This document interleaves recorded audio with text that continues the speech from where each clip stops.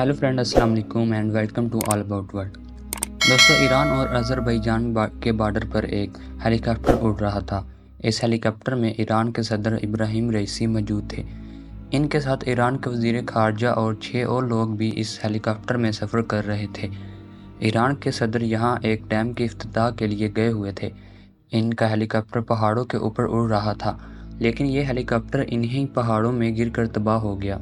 इसकी वजह तो अभी तक सामने नहीं आई, लेकिन इस वक्त इन पहाड़ों में शदीद धुंध थी और इसीलिए इस क्रैश की एक वजह ख़राब मौसम बताई जा रही है।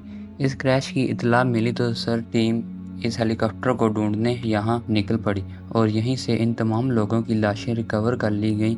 ये खबर ज़ाहिर सी बात है कि ईरान के लिए शॉकिंग थी। ईरान में 5 दिन का शोक बनाया जा रहा है। दोस्तों, ईरान का कानून ये है कि अगर इनके प्रेसिडेंट की वफ़ात हो जाए तो इनका वाइस प्रेसिडेंट इसकी जगह ले लेता है, लेकिन इसमें ईरान के सुप्रीम लीडर आयतुल्लाह खमीनी की मर्ज़ी शामिल होनी चाहिए। अभी भी ऐसा ही हुआ। ईरान के फर्स्ट वाइस प्रेसिडेंट मोहम्मद मकबर को ईरान का इंटरिम प्रेसिडेंट बना दिया गया है, यानी अगले 50 दिनों में ईरान में फिर से इलेक्शन होंगे। लोग अपना सदर चुनेंगे और तब तक मोहम्मद मकबर ही ईरान के प्रेसिडेंट रहेंगे। दोस्तों, इब्राहिम रईसी 2021 में ईरान के प्रेसिडेंट बने थे। ये एक हार्ड लाइन लीडर थे, यानी इनको काफ़ी सख्त समझा जाता था। आगे चल के ये आयतुल्लाह खमीनी के बाद ईरान के सुप्रीम लीडर भी बन सकते थे, यानी इनके इम्पोर्टेंट्स ईरान में कितनी ज़्यादा थी आप अंदाज़ा लगा सकते हैं। अभी जब इसराइल ने फ़लस्तीन पर हमला करना शुरू किए तो इब्राहिम रईसी ने बार बार इसकी सख्त मजम्मत की। ये कहते थे कि फ़लस्तीन मुस्लिम ममालिक का पहला इशू होना चाहिए। जब इसराइल ने सीरिया में ईरान के सफारत खाने पर हमला किया तो इब्राहिम रईसी ने खुलेआम अपने लोगों से वादा किया कि इसराइल से इसका बदला लिया जाएगा, जो कि हमने बाद में देखा कि ईरान ने इसराइल पर मिसाइल वगैरह दागे थे।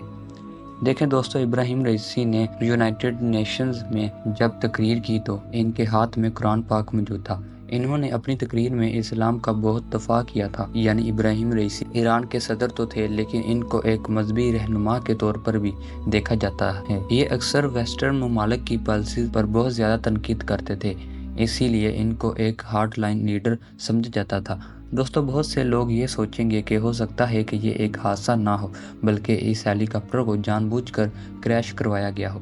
देखें, ये तो अल्लाह ही जानता है। जब तक कोई बात कन्फर्म ना हो जाए हमें वो बात नहीं करनी चाहिए जिसकी हमें मालूमात ना हो। एक बात यह है कि ईरान की जो एविएशन इंडस्ट्री है, यानी जहाज़, हेलीकॉप्टर वगैरह, इनका रिकॉर्ड कोई इतना अच्छा नहीं। 1979 से अब तक ईरान में 2000 के करीब लोग जहाज़ हादसों में मारे जा चुके हैं। इसकी एक वजह यह है कि ईरान पर बहुत ज़्यादा पाबंदियाँ और सेक्शंस लगी हुई हैं और इनके लिए अपनी जहाज़ों को, हेलीकॉप्टर को अपडेट रखना बहुत मुश्किल होता है।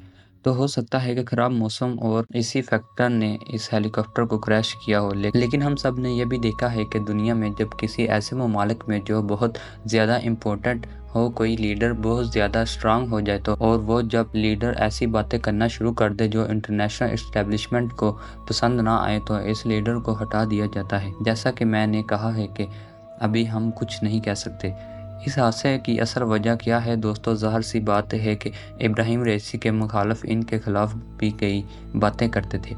जैसा कि इब्राहिम रईसी की अपनी कोई पॉलिसी नहीं थी, बल्कि ये ईरान के सुप्रीम लीडर आयतुल्लाह खमीनी की हर पॉलिसी को बस आगे चलाते थे।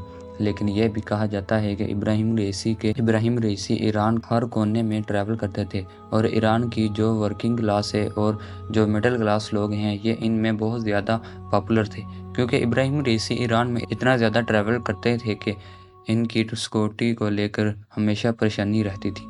अब ये भी इल्ज़ाम लगाया जा रहा है कि 50 दिनों के बाद ईरान में जो इलेक्शन होंगे, इनमें ऑलरेडी डिसाइडेड होगा कि किसने प्रेसिडेंट बनना है, लेकिन इसके मतलब कुछ कहा नहीं जा सकता, क्योंकि ये बहरहाल ईरान का अंदरूनी और सियासी मसला है। तो ये थी हमारी आज की वीडियो। आपको वीडियो कैसी लगी कमेंट करके ज़रूर बताएं। मिलते हैं नेक्स्ट वीडियो में, कुछ देर के लिए। अल्लाह हाफिज़।